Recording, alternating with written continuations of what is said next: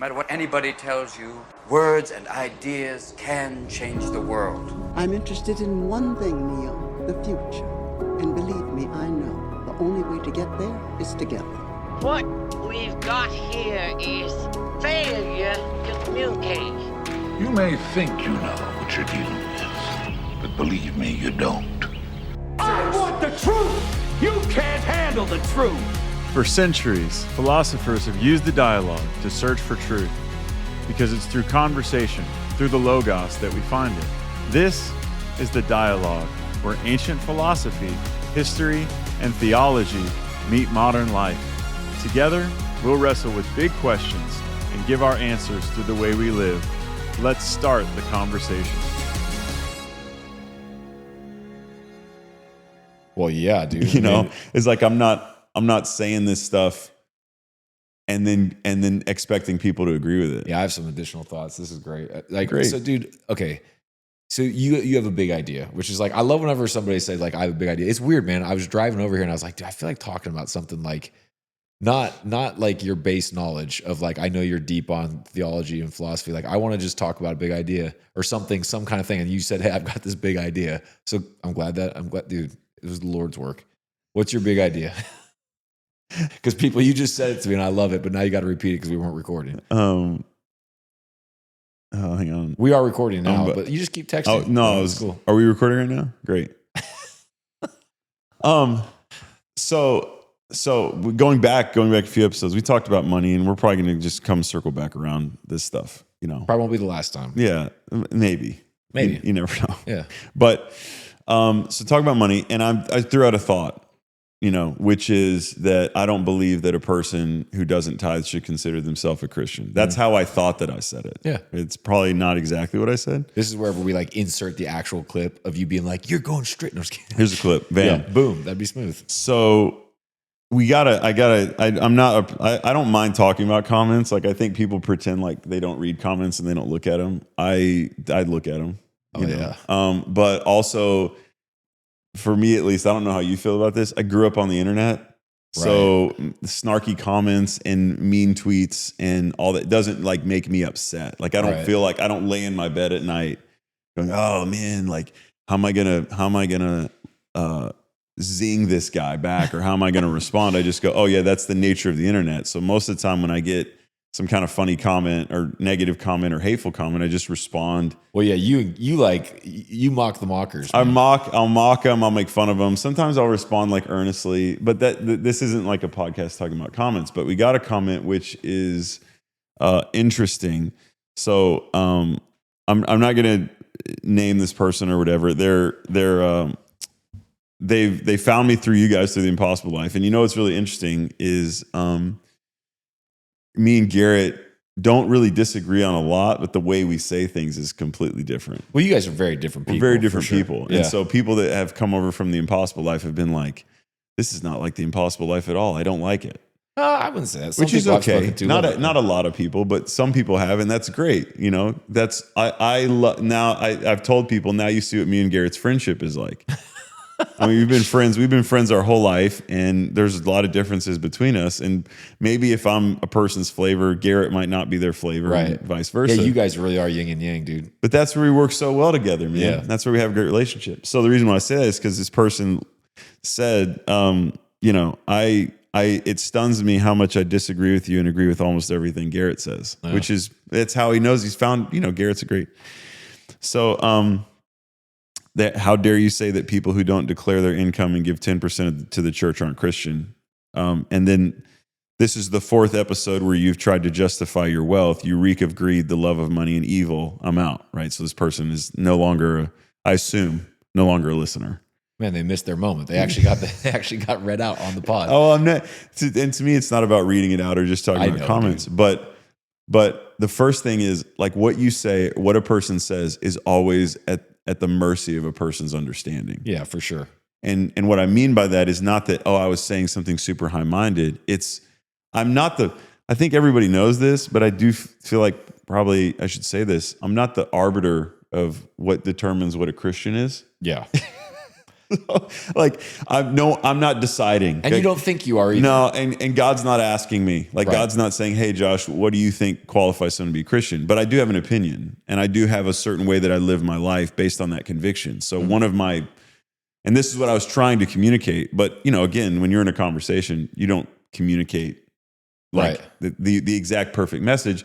So I think for all of us, it's like what a person hears and what you say are always very different things. Correct. Well, that's the way Garrett says it. Since you're talking about him, is sent doesn't mean received. Yeah, and communication is so amazing to me because the fact that human beings can sit and communicate with each other is a miracle. Yeah, because we're always saying and meaning different things than what's received. Yeah. So I completely understand like that phenomenon. So I don't see myself as like the person who decides, but I do have a position that says if I'm not personally, really, if I'm not putting God first, I don't consider myself a Christian because Matthew 6 says where you put your treasure is what's first in your heart. Yeah. So there's a whole deep thought process behind this based on my own biblical research and stuff that I've talked about. But it's also your temperament though, dude, because you're I think if I could sum up all your messages into one line, it would be, we don't take this stuff seriously enough. Because you're like, you're all in. Like you're like, there's no other place for me to go. This is like, I'm following after Christ. Yeah, I'd say I want to be all in. I don't really know how all in I am. Yes, I'm very serious about the my fact convictions. that you say you don't know how all in you are is because you're examining your own heart. Where does God deal with us? In our heart. So that's exactly my point. And I think where I've watched you get frustrated with people and where your own mercy and development is happening is when you are dealing with people who are 1 foot in, 1 foot out.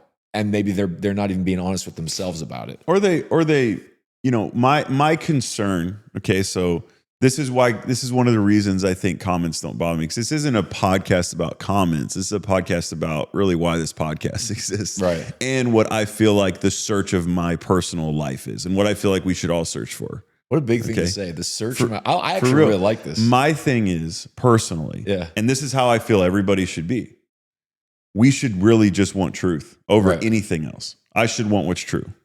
So that's what I'm talking. That's the conversation I'm having. Is this true? Because if it's true, there's implications for that. I should apply the truth to my life and figure out how to live according to it, right?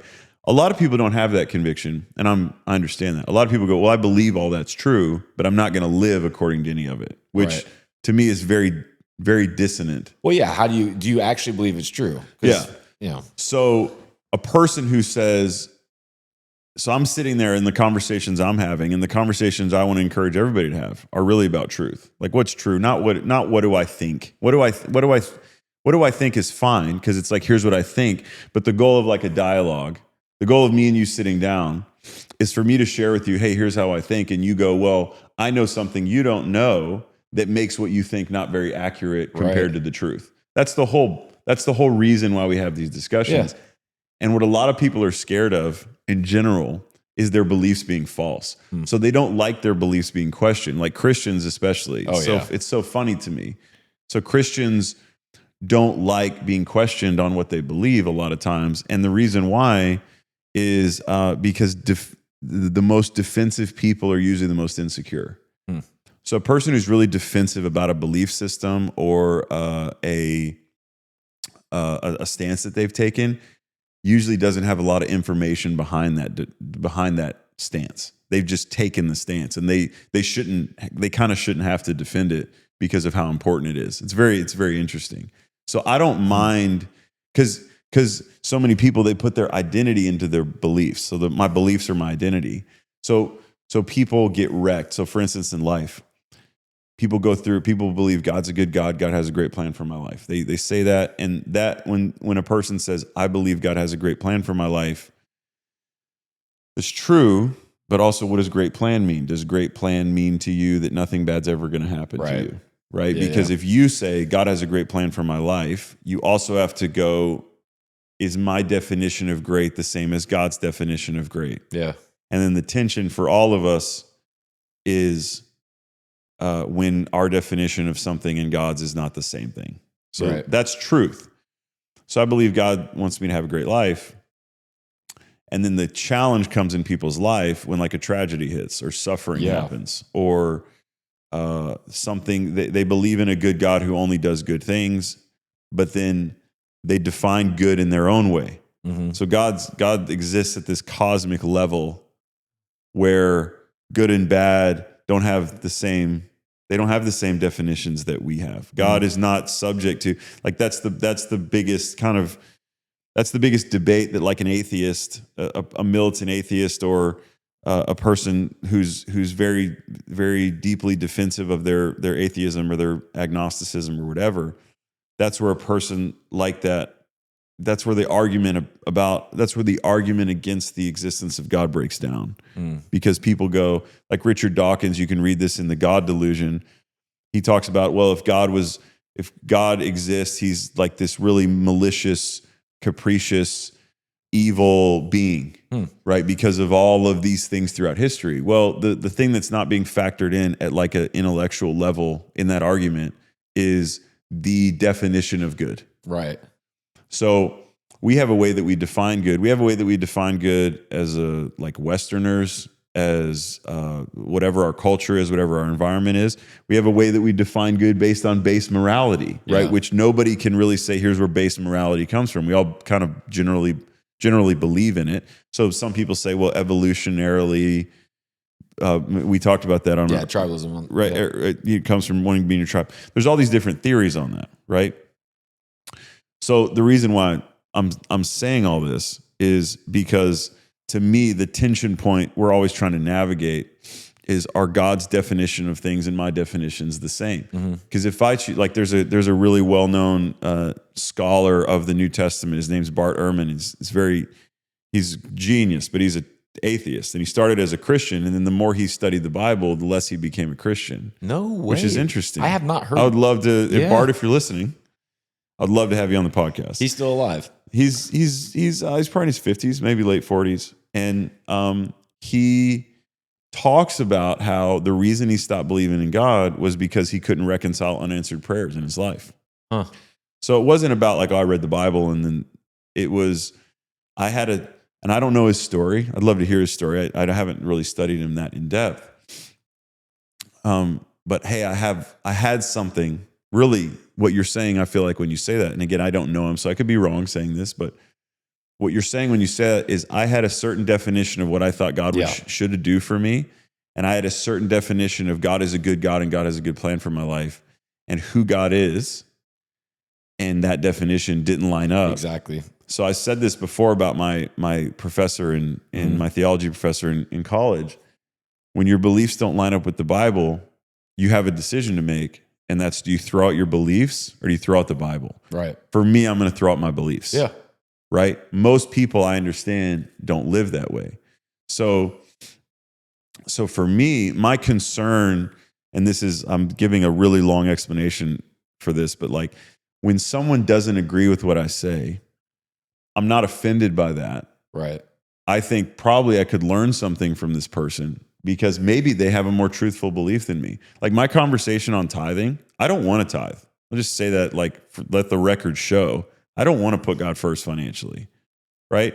And I have done that my whole life. And so people now, I'm a pastor at a church. I play a role in a local church. So people go, oh, well, you're just trying to get people to tithe because you want a paycheck. I mean, yeah, a portion of my income comes from the church. Right. So I guess, yes, there is incentive there for me to get people to give money. These are people who don't know how much you don't want to be a pastor. I've put God first financially since I was a teenager. Yeah. So when I was 16, it was not beneficial for me to take a 10% haircut on my $100 a week that I was making. Yeah, you didn't start this recently being like, oh, so do you have to defend all that to somebody? No. When you know, that's what I'm saying. A person who's defensive, they're insecure about their beliefs. Right. For me, I'm not insecure about this. I don't mind talking about it, because my number one conversation with people who don't like believe in something like tithing is, please prove me wrong. Right. Because if you prove me wrong, you get 10%, and your beliefs are more truthful, guess what? We're both not putting God first, man. Right. So my thing is, let's have a conversation about truth, but also, the deal for me is I said this in the first episode where we talked about money, and this isn't a podcast about, again, this isn't a podcast about money or about comments. It's about why this podcast exists. Because the reason why I'm hesitant to have these kind of conversations is because people respond that way to these conversations. So instead of listening to, and this is what happens, I think, in all of our life when we really decide to search for truth, the people that we talk to really become important, because there's a lot of people that instead of listening to your search for truth, they think you're trying to defend a flawed belief. Right. And I'm searching for truth, and I really want to help people navigate that search, and I really want to ask like really big questions. But what truth does is truth challenges us, right? Like truth sets us free, but it also hurts us and kills our sacred cows. Well, your big idea though was what you had said was, you said what frustrates you the most is a clue to what your gift is, like why God's put you on the earth. And one of the things that frustrates you. Yeah, we were talking about that before we started. That was your big idea. I was hoping you'd say it, but I'll just say it for you. Did I say it right? Yeah, I think so. I have this belief that, if you ask yourself this question, if there was one problem in the whole world, or one problem in my whole life, like zoom in on your life. If there was one problem that God was going to guarantee, like you had a magic wand, and you could wave the magic wand and the problem could be solved, what problem would that be? Right. For all of us, the answer would be different. Like some people would be like cure for cancer. Some people would say, well, end poverty in the world, on and on. Some people would be like, I wish that my spouse was different, or I wish this for my kids. Jeez. Yeah. Right. And when you answer that question, it's probably a problem that you're deeply frustrated about or deeply troubled by. And to me, that's on a level, that's the revealing of what you're put on the earth to do. Like the thing you're put on the earth to, the question you're put on the earth to answer, the problem you're put on the earth to solve. It's not that you'll ever solve the problem. It's that God has made all of us uniquely individualized for who we are, and we have gifts and talents and abilities and things. So then you get this God-given emotion called frustration, where you're constantly frustrated about something. Capture that God-given emotion called frustration. That's what I don't think many people that's think what my dad says. My dad says frustration is a God-given emotion. Praise the Lord. So you get this God-given emotion, and man, I'm 38 now, and I thought that the stuff I was frustrated by in life would change. Yeah. And there are some things that have changed, but most of what I'm frustrated by today at 38, I have a different way of communicating it and articulating it. But most of what I'm frustrated about today is the same kind of stuff I was frustrated about in my 20s, when I was a teenager, when I was a kid growing up in church. It's the same kind of stuff. It's just I've become better at making finer distinctions and being able to talk about it. And so one of those things for me is it's not about comments. It's not about me responding to a comment or having debates and comments. There's a spirit of the age, so to speak, where people don't attack the thought process. They don't attack the position. They don't attack the argument. They just attack the person. Yeah, for sure. Like it's just normal for ad hominem attacks to take place. Like this person, I don't know what their interaction has been with pastors. They've obviously been around a level of corruption. But a person who doesn't know me, has never been around me, we've never had a conversation. For them to say you reek of greed and love of money because I'm saying what I'm saying about tithing, well, that's an ad hominem attack. It's character judgment, right? Yeah, it's a big jump. Which, I get it. Because there's a lot of pastors who you could look at and go, man, that person is unethical or immoral. But we think we're in the position to decide what the motivation is for what a person's saying. Yeah. And there are a lot of people that say things for a million different reasons. But the problem for me, one of my biggest frustrations that exists in the world that I wish I could solve is the problem for me is that people aren't willing to talk about the argument. They're not willing to talk about the position. They're just going to talk about the person and whether or not they're going to talk about the person's motivations for saying what they're saying, which is an ad hominem attack. But don't you think that? But they do this all the time. Sorry, finish. No, it's culture. That's what I'm saying. It's cultural now for me to it's cultural now for me to hear something I dislike, jump right in the comments. Yeah. Or hear something I like, jump right in the comments and start defending it. Right. When we do that, a lot of times we're not discussing the merit of the position. No, you're right. So Yeah, the thing that I'm trying to solve, that I feel like is the problem God's put me on the earth to solve, is helping people understand that really it's about ascertaining truth. Mm-hmm. And if we're going to discuss, like, that's why this podcast exists, that I hope, me and you've been texting today, but that I hope that we can get like it'd be cool to have some really big time guests on that I just completely disagree with their positions. I think we will start working towards that, because I the goal, you're ready for it now. Yeah, the goal of the discussion is for us to talk about the merits of the position and the truthfulness of the argument. It's not, that's what I'm concerned with. So people can disagree with me. They can say, well, I don't like you. You have this motive. You have this. And that's become the problem to me is not someone doing that for me, and that hurts my feelings. And don't you know I'm a human being? The problem with that for me is we're still not talking about whether or not I'm right. Yeah. Like I understand, that you don't like the argument. Like I understand that you think that I have these reasons for saying it, but we're not talking about whether or not the position that I take has fruit. What we're talking about is whether or not you like me. Yeah.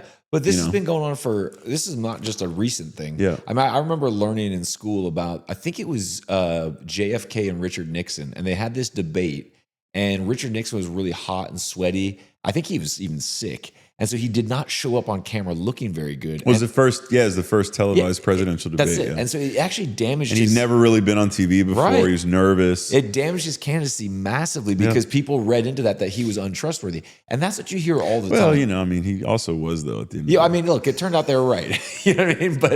But we say that now laughing, but this is how people make a lot of decisions. Yeah. Like, hey, this is the person for a presidency, and they're going to give all their policies. Donald Trump right now rubs a lot of people the wrong way. Yeah. And you could make arguments that some people would never accept. Like, hey, there's been a lot of things that have happened where you can say, maybe he got it right. And you could say that about any president. There's things they got right. There's things they got wrong. But for a lot of people, because they just despise the way that he operates, it's a bridge too far. Well, it's the difference. I mean, to me, it's the difference between civics and politics, right? There's a difference between civics and politics. Everything is not about civics now. It's about politics. And really in America, I feel like we should be about civics. We should be about... Can you define those so people... Well, American ethics and American values, and what does it mean to really build America? Right. And what does it mean to be American? Like, there was a thing I read, I can't remember when I read it, but 35% of people under the age of, I think it was 35% of people under the age of 30 believe the First Amendment is dangerous. Oh, because man. you could use your free speech to harm another person. Geez. So why? Wow. Because That's concerning. Because the conversation's been politicized, and really in a country like America, what built America was a lot of people having a lot of discussions about things that they really strongly disagreed on. Right. And we've lost the ability. We've built a world now where no one's ever wanted to be in those conversations. Like, I don't say this going, I really want to sit down with someone I really disagree with and try to have a civil discourse. I was trying to think of the word. I was trying to have a civil discussion with them. Like, I don't want to, I'm a pro-life person. Like, I think murder is always bad. I think abortion's murder. I don't really want to sit down and have a conversation with someone who's as pro-choice as I'm pro-life. Add that to the list.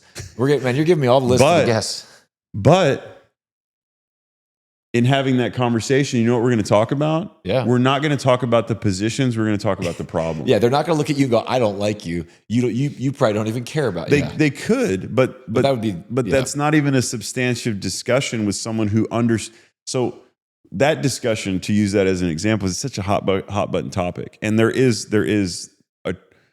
truth that we should land on there as it relates to like a human being. Well, however, what we're talking about is what a lot of people do is they want to talk about the position they've taken, not the actual problem. Correct. And to me, the thing is, we should just talk about the problem. So the problem, what's the problem that And this is a tough question for someone to answer. Like, what's the problem that abortion is trying to solve? Well, I want to be able to have the enjoyment without the consequences. Well, there's that. There's also like, abortion is trying to solve a lack of education. Abortion is trying to solve, people that are pro-choice are trying to solve a lack of opportunity. Right. There's a lot of young women that lack opportunity. They lack education. People don't teach them how to live morally, ethically. So there's big problems here. Right? So what we do is we just develop these really simple positions on an issue that is not a simple issue. Right. Because the question remains, right, of like the pro-life argument. So if you just go, and I'm a pro-life guy, I'm never not pro-life, but the question you have to answer is, what do you do with an unwanted child? Yeah. So socially, in society, what's interesting, and we can move past this topic, but what's interesting to me is you have a lot of most conservatives are pro-life. Yeah. Right? Conservatives are also small government.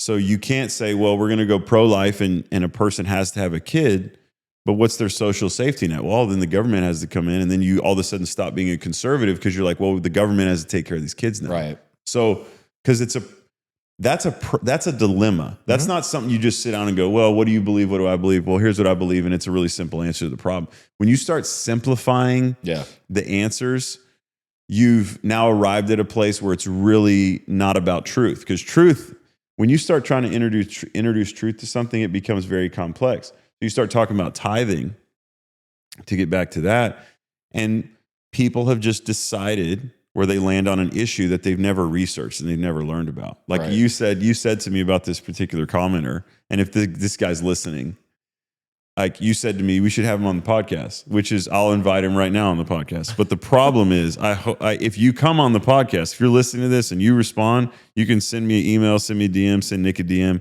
and would love to have you on the podcast. My encouragement to you and challenges up front, make sure you have a intellectual, logical defense or ability to discuss that, because my goal of having you on the podcast is not to debate whether or not I'm greedy. Right. The goal of having you on the podcast would be to talk about whether or not tithing is biblical. Right. And whether or not tithing constitutes following Jesus well. So what you're saying is that you would be using the Bible as the source of truth. And that's what I think is so interesting about some of these conversations, man. Because when you have a different source of truth, I don't like. That's why I'd be really interested to get some of these people on here, because if you're saying, look, God created life and life is precious, and someone's like, there is no God, man, where do you land on that? You know what I mean? Because like that's when you start to go, well, we probably disagree on the source of truth, which 100% you do. Yeah. So but at least you're having that discussion, right? Because as Pontius Pilate said, what is truth? And that's a question that has challenged humanity since we could think a thought, right? Little fun fact about this podcast, that was the episode we recorded for an hour that will never see the light of day, because I was like, let's tackle it. And we just like walked around, and I think we're still out there. No, somewhere. I mean, I'm writing a book about it. I'm in the process right now of putting this book proposal together. And one of the biggest conversations we're having, so here's the dilemma. So people think, a lot of people in life are asking the wrong questions, right? There's three huge questions we got to answer in life. What is truth? Who am I? And what's the meaning of my life? Right. Right. And really in that order. Yeah. So the problem is most people do not ever ask the question like, what is truth? What do I believe to be true? And where do I get that belief from? Right. And like you said, we did an episode that's never going to see the light of day because of how all over the place the discussion of truth is. It just is for people that agree, me and you sitting here, for people that agree on the same source of truth. Yeah. So that's like a huge challenge that we all have to figure out how to navigate, because the thing about life, and this is just the belief that I have. The thing about life's way more about questions than answers. Right. So we go through life and we think we have an answer, when really life is way more about how you decide to answer, and your answer changes throughout your life, because your answer changes as you learn more truth. Ideally in your life, the more you interact with truth, the more truthful your actions become. So you change what you believe based on how you interact with truth. Right. Well, for so many people, that's a really uncertain way to live. Like, you're telling me I could be wrong? Yes, I'm telling you could be wrong. But think about what you said. I think this is really interesting, because you said that there's three questions people are asking. What is truth? Who am I? And what does my life mean? Well, those questions are, like you said, they need to be asked in that order, but I think they're I think they're linked. Because what did you earlier said? You said people couldn't handle the truth because they're insecure. Yep. And this is something I actually wanted to talk about this, and I didn't think we were going to come around to this. We never know we're coming. That's why I so appreciate that. Like I said, I was listening to our podcast on the way here, and I was like, man, yeah, we really do. Rena was talking to me about it. She's like, man, you guys really do just turn off. And I'm like, we do. It's like we could be called the Left Turn Podcast. But the actual what I've really been observing a lot, and there's plenty of psychology to back this up. This is not just like, hey, I had an idea. The reason people don't want to have their beliefs challenged is because what makes you feel good is certainty, Josh. Yep. Right? Like if you have a job and they came to you and said, hey, we're going to give you a 20% pay increase for the rest of your life, and here's your starting salary. For a lot of people, guaranteed. That would be amazing. Like that would be the best thing. And you know what's so funny about human nature? You'd still be unhappy at some point. But that's not the point of this. Point of what I'm saying. Our brains are wired to make sense of things. Like we need to know to try to make sense of things for sure. Yeah, because it serves us. Look, I need to know what's threatening. I need to know how to get food. I need to know how to get my needs met. All those things. So so as a result, we constantly look for patterns, right? That's what separates human from other animals. Is like we have excellent pattern recognition. It's how we saw the seasons and all the good stuff. I mean, I think we can all agree on that. That pattern recognition is important. Well, the problem with just being reliant on needing to have certainty is there's some things that you could be wrong about, but they make you feel good. And so if you coming in and poking holes in what makes me feel good, because I've had my world shatter where somebody says something. What makes me feel like I'm doing the right thing. Yeah, and somebody comes in and does it. Dude, it is a very raw. Like, how dare you? And that's what this guy said. Is how dare you say this? Because it's like, how dare you question how I'm living my life? Because you touched on something that for this guy could be something that he felt really good about. And now for a moment, he's having to face and go, what if I'm wrong? If I knew him, would he think I'm not a Christian? I mean, yeah, but see, this need for certainty, this is where I've seen this play out in like lots of different ways. We're talking about food and water and things that everybody would agree with. Well, here's where I think here's where it gets really tricky, and why we see so much tribalism right now. Josh, I'm a conservative. You know that. I voted for Trump multiple times, but at the same time, I don't love the guy. Like I've never put a sign in my yard. I've never owned a piece of Trump merchandise. I never will. Yeah, now that's called being MAGA. So like you're not MAGA. Right. You're Trump, but you're not MAGA. Right, exactly. But ridiculous. But what makes it easy for somebody is once they hear that about me, all the things that they think about Trump or a Trump supporter, I now get pushed into that. And vice versa. Oh, you supported, this time it would be Harris or Biden. Well, you're just a blue-haired, crazy liberal. Now, I know lots of people who support Biden and Harris and absolutely despise Trump. I can have a really good conversation with them. Now, with some of the people I work with, that has not been able to be an area we can touch on because it's so raw. But what I think is so funny is I've had people disown me as a friend because of my political voting. And I'm going, dude, you know me. You've known me since we were 12 years old. Like, and you're sitting there going, because I had a message from a friend. They said, I can't be friends with you because anyone that supports Trump, I don't see how they can't be a racist. And so I can't be friends with you. And I'm going, you've literally known me since I was in 8th grade. Yeah. Tell me about all my racist behavior because I'm not. So please lay this out. And I just thought it was the stupidest thing. But when you start to realize that people need certainty, it's a lot easier for me to just go, this person's bad. Because once you're bad, I don't have to listen to you. Yeah, well, I think that's what I'm saying about culture, is now with the world of comments and the world of just the level of, intensity and anger that people have and the level of how divided things are and how everything's polarized now. Yeah, there's no such thing as gray area. You should just be my sunglasses were polarized. Now it's life. Yeah, it doesn't exist. Yeah. We've now created a world where we approach all of our interactions that way. We're like, I'm going to be super naive about you as a person. Like you're not a whole person. We're really like human beings are very complex and we have a lot of hypocrisy and contradiction. Yeah. I'm trying to put you in my box. Right? Yeah. And really that's the way we all live. Like, Paul talks about that the things I want to do, I don't do. The things I don't want to do, I do. Like it's all the sin that lives in me. I mean, we have a better nature. We have good hearts. We have good intentions and we do wrong things. I mean, all of that's true for all of us, right? Yeah. But what we do is we simplify someone down and we become so naive about them where you're either a good person or a bad person. And the truth is you're just a mix of all these things. Yeah. Right. But when you don't agree with that, or when you don't approach people that way and you have this naive view of life where it's like right or wrong, black or white, and there are things that are that way, but and we're having those conversations on the podcast. I mean, we just a few times ago, a few recordings ago, we talked about principles and preferences, and we did a whole episode where I was like, I don't think I landed right on that, on and on, because it's like we're always trying to figure out, as human beings, we're always trying to figure out what's a non-negotiable for me. Yeah. Or like what is really like a heaven or hell issue? Because everything can't be a heaven or hell issue. Do you think it's laziness, man, or do you think it's? I think it's just the world that we've built. Do you think it's because we're so busy that we don't put time into things that we should? Oh man, I think people are tribal. People are like naturally like attracts like. People are just tribal for a million different reasons.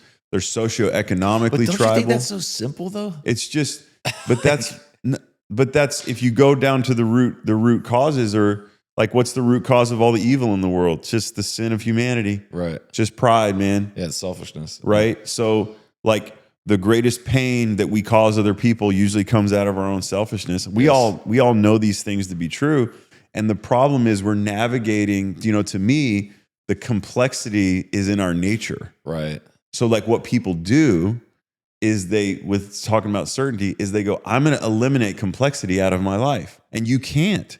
If you want to be a person who lives according to truth, you can't eliminate complexity. You have to learn how to embrace it. Right. You have to learn how to go, you know what? This is a complex thing and I'm not really certain. Like I was talking to someone today before we did this podcast that their biggest challenge right now that they're having, they've gone through some tremendous challenges in their life, but the biggest challenge they're having right now is they're like, I can't believe this stuff that's in my story is in my story. Like I can't believe that I just I'm having trouble believing that my life is actually my life. I feel like I'm an observer because they've been through so much hard stuff. Yeah. That they're like, I don't want this to be my life. I don't want this to have been my experience. Huh. And that's a person who's gone through really a lot of pain. And the reason why that is because that pain makes their life complex. Yeah. Right? Like I just want my life to be good or bad. I don't want to have a mix. I want to be a kid again. I just want, and we all do, man. Like I look at my kids and I feel bad that they're going to grow up because it's like, man, one day you'll realize not everyone's nice. And one day someone will bully you, and one day someone will tell you that you're ugly, and you'll punch them in the throat. Or like you'll come home and you'll be so sad, or like you'll have to deal with people taking advantage of you, and you'll start to see the evil that's in the world, and that'll scar you and wound you a little bit. And like, no one who has a kid sits there and goes, man, I can't wait till my kids experience all the crap that I've had to experience. Yeah. Like, and you live your life and you try to help make sure. And this is fundamentally bad parenting. Okay. But I understand it because you live your life and you're like, I want to make sure my kids never go through any kind of pain and they never hurt.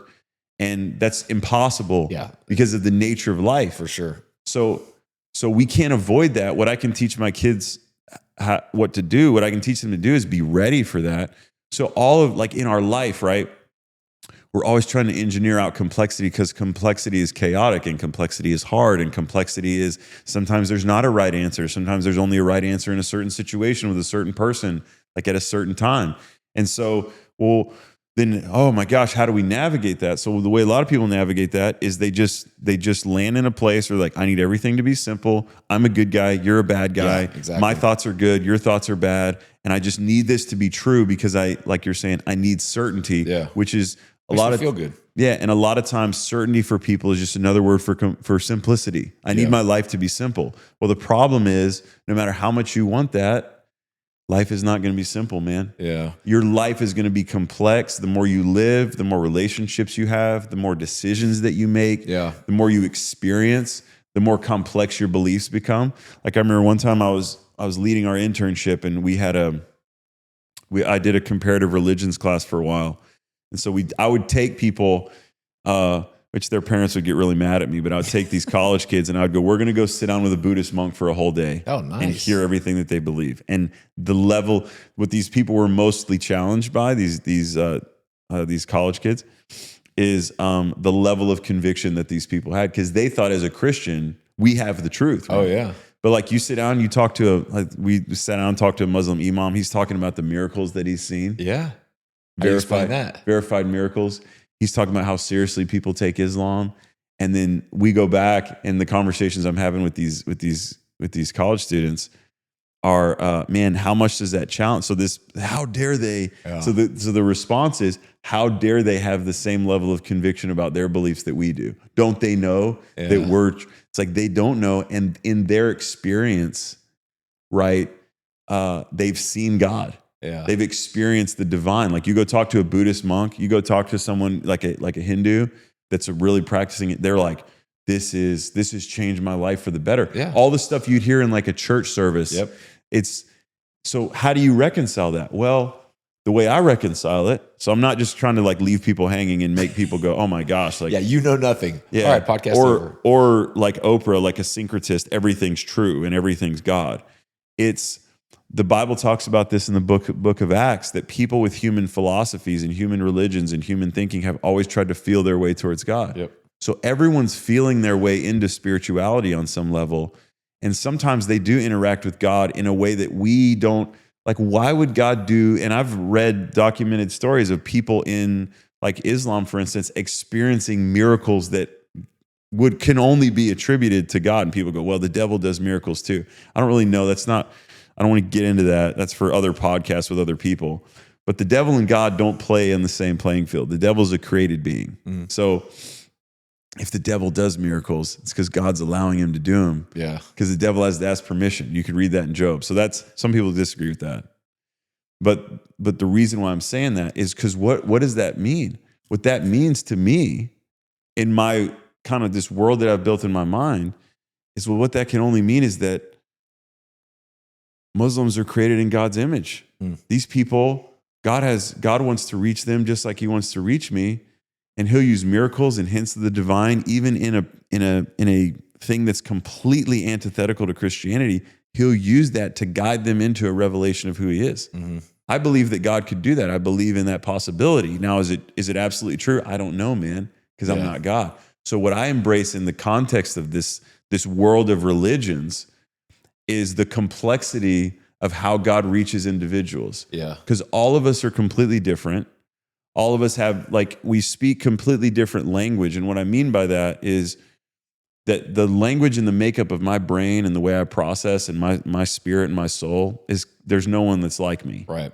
So God speaks to me the way I need to be spoken to. Mm-hmm. that doesn't work for another person. Right. Right. So God doesn't speak to everybody in the same way, in the same methodology. We're not all raised in the same culture. We're not all surrounded by the same information. And so you can't create a world where that's true. Yeah.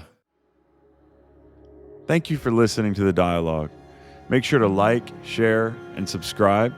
And also, if you think someone else would enjoy this, please send it to them. If you want to get in touch or learn more about me, what I think, speak, and write, you can go to joshuacraft.com, or you can also follow Nick and I on Instagram. Our handles are in the show notes. We'll see you next time.